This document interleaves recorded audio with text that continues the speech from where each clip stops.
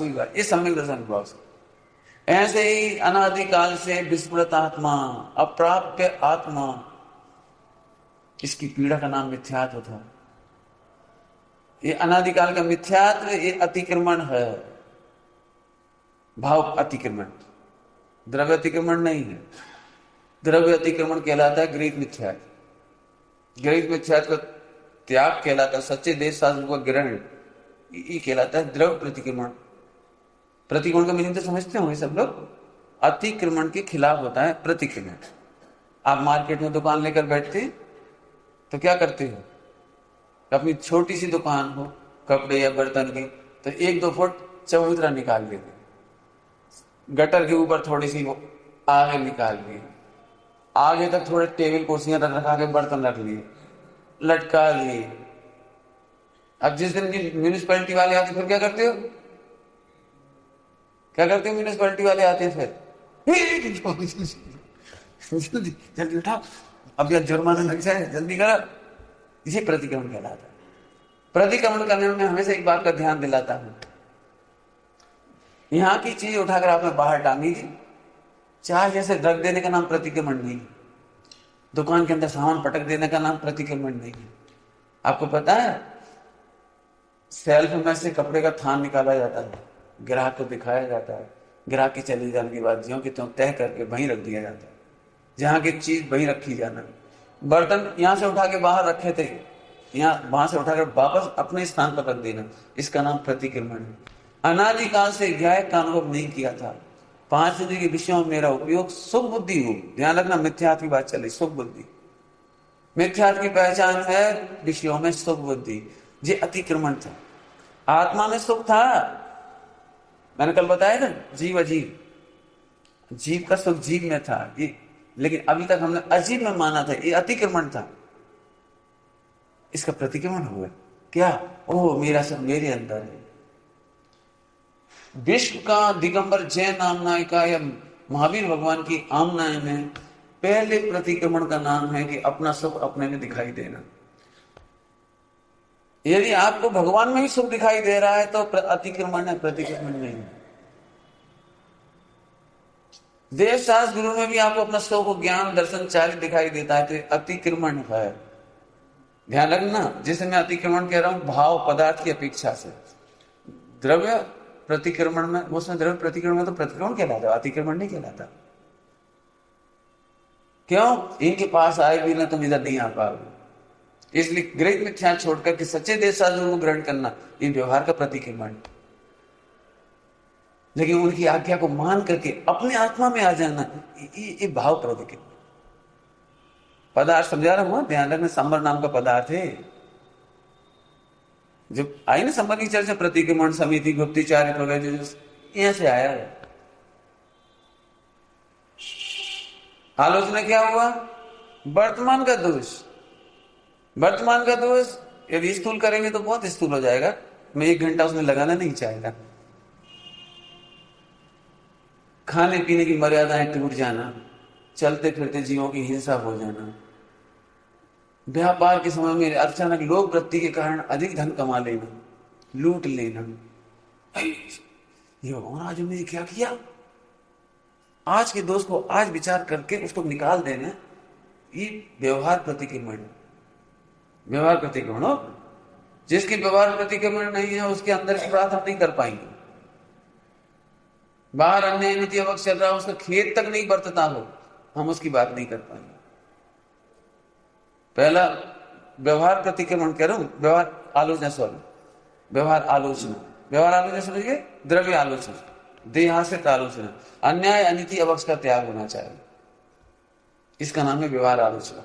हम अवक्ष नहीं खाएंगे, अन्याय नहीं करेंगे, अनीति नहीं करेंगे। इसका तो प्रवचन ही बहुत बड़े बड़े हैं, अभी तो कैसे करेंगे। हम मंदिर के धन का इस्तेमाल नहीं करेंगे। साहब हम नहीं करते मंदिर के धन का इस्तेमाल। सुनो, मंदिर के धन का इस्तेमाल नहीं करने का मतलब कृतकारी कर्म वंदना से भी नहीं करेंगे। साहब नहीं करेंगे, सही बात, क्यों करेंगे। इसे ना मंदिर के आश्रय से प्रतिष्ठा पा करके समाज में नहीं भुनाएंगे, राजनीति में नहीं भुनाएंगे। हम इतने बड़े संघ के अध्यक्ष हैं, राजनीति में हमारी पहुंच होनी चाहिए, होर्डिंग बोर्डिंग पर हमारा नाम होना चाहिए, वोटिंग होनी चाहिए। जी जी जी जी, गलत बात। देश राष्ट्र का आश्रय तो भव के अभाव के लिए किया जाता है, मानादि कसाय पोषण करने के लिए नहीं किया जाता। पढ़ना भाव दीप का ग्रंथ पढ़ लेना, बहुत जल्दी पढ़ो भाव दीप का पहले नंबर पढ़ो। खैर, ज्ञानानंद साहब जी में लिखा है, पुराने चरणानियों के ग्रंथों में भी लिखा है, जिसमें हमने संकल्प कर लिया हो उसे उपयोग में नहीं लेना। जैसे हमने संकल्प कर लिया कि 1 लाख रुपए मंदिर में दान देना, अब ये देव द्रव्य हो गया। अब आप ऐसा नहीं कर सकते कि इस 1 लाख को अपने बिजनेस में यूज कर लो, FD बना लो, 5 साल बाद डबल करके 1 लाख मंदिर में दे दो। ये आपने विश्व की सबसे बड़ी चोरी की। ऐसे व्यक्ति को सम्यक दर्शन की आलोचना पढ़ा रहा हूं। आलोचना माने आज के आचरण की लोचना, माने देख, लोचन से बना है लोचना, माने सब और हर एंगल से देखो। कई बार ऐसा होता है दूसरा वो व्यक्ति गलती करता है तो हम झट पकड़ लेते हैं, और अपन गलती करते हैं तब नहीं मेरा अभिप्राय ऐसा नहीं था, हमने तो इसलिए ले लिया था मंदिर में से कि हम बाद में मंदिर में चढ़ा देंगे। हमने तो बोला था 1 लाख दे देंगे, लेकिन हमने सोचा कि मंदिर में तो कुछ जरूरत नहीं है, जब जरूरत पड़ेगी तब दे देंगे। ये गलत बात। संकल्प लिखा है, संकल्प किया हुआ आपको देना। मैं अपने मन के चोर से मैंने पकड़ा है, इसलिए आलोचना करके पकड़ा है। मैं अपने अंदर की बात कहता हूं। मैं अष्टांगा वगैरह के लिए द्रव्य खरीदने जाता था बाजार, तो अपने जैन समाज का परिवार था बढ़िया, उनकी किराने की दुकान थी सोहानी जी की, वहां पर भोपाल में। सो हमने कहा भाई अच्छी गोला दे दो, द्रव्य दे दो, चावल दे दो, ये दे दो। उन्होंने बहुत बढ़िया चावल ऐसे ऐसे रोल के अच्छे दे दिए, और सस्ते रेट में भी दे दिए मंदिर के नाम से, और गोला भी एक छाट के दिए, गोल एकदम बादाम भी अच्छी, मैंने सब चीज आई। घर आते आते परिणाम बदलने लगे थे। इतनी अच्छी गोला उन्हें चढ़ा के क्या होगा? वे तो वे ले जाएंगे कौन? माली, भगवान को तो देना। भगवान के लिए अपन दूसरे चावल चढ़ा देंगे, इतने बढ़िया बासमती, ये से पकड़ में आता है। यदि मंदिर के नाम से आपको सस्ती चीज मिल जाए, अच्छी क्वालिटी चीज मिल जाए, कोई भक्ति से दे दे, तो हमारा मन लौटने लगता है। यार अपन ने गलती कर दी, 1 किलो लिए 2 किलो ले लेते, पर 1 किलो मंदिर में चढ़ा दी, 1 किलो अपन खा ली थी, सस्ते दे रहा था वो। सुनो, ये देव द्रव्य की चोरी का पाप। देखो, द्रव्य प्रत्याख्यान भी ऐसा नहीं है चाहे जैसा। और जो तुम सोचते हो ना द्रव्य प्रत्याख्यान पाठ पढ़ दिया, ये पाठ पढ़ना तो सबसे लोअर कैटेगरी की बात है। इसकी तो मजाक उड़ाई जाती है विद्वानों के द्वारा। पाठ में पढ़ते जाते हैं आलोचना पाठ सबको पता होगा, दुर्ग में फेमस होना चाहिए। सबको याद है कि नहीं आलोचना पाठ? उठ जाग बोहारी कीनी, और शाम को सुबह 4-5 बजे उठ के अंधेरे में, और पाठ भी पढ़ते जाते। उठ जाग बोहारी कीनी, चिति यादिक जीव विदारी।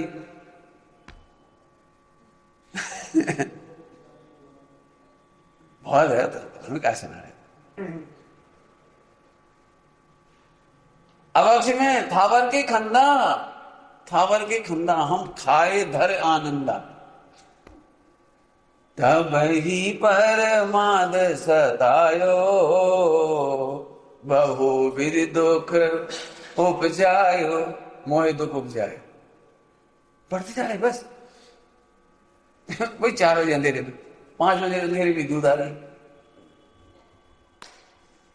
गीजर का पानी, वो क्या कहना, हीटर अनचना पानी, गीजर का पानी, नहाते भी जा रहे, जल छानी जीवानी।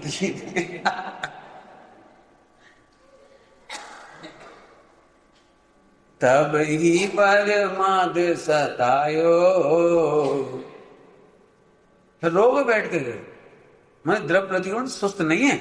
और जो लोग ये सोचते ना, बस ये पढ़ लो, हे प्रभु मैंने तिरस्से काय से, अनुमोदना से, मन वचन काय से जो भी झूठ बोला हो वो सही मेरे मिथ्या हो, मिथ्या हो, मिथ्या हो। नमो कीर्तन। हे भगवान, मैंने पहली प्रतिमा के कोई दोष लगाए, कोई लगाए हो पता तो कुछ है ही नहीं। एक भैया बहुत बड़ा पाप है। तुम सोच रहे संभव, हम कह रहे महाआश्रय।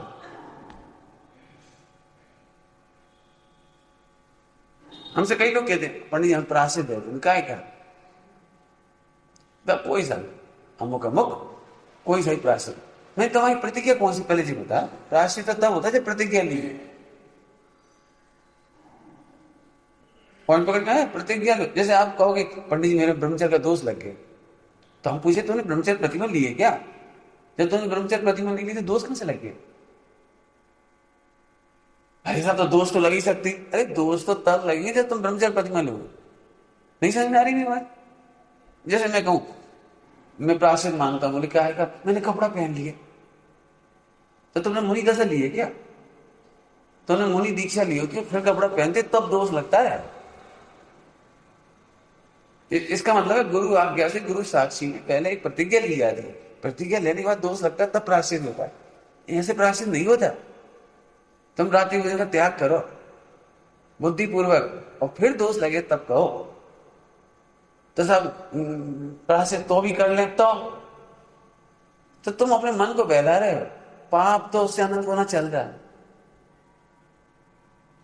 प्राश्चित से मिट नहीं जाएगा, वो अनंत गुना पाप लग रहा है जिसने प्रतिज्ञा नहीं की है। मैं उसकी चर्चा में जाना नहीं चाहता, मैं बहुत भटक जाऊंगा। आप समझ लेंगे। मेरा कहने का मतलब है कि व्यवहार प्रतिक्रमण भी इतना चुस्त होता है।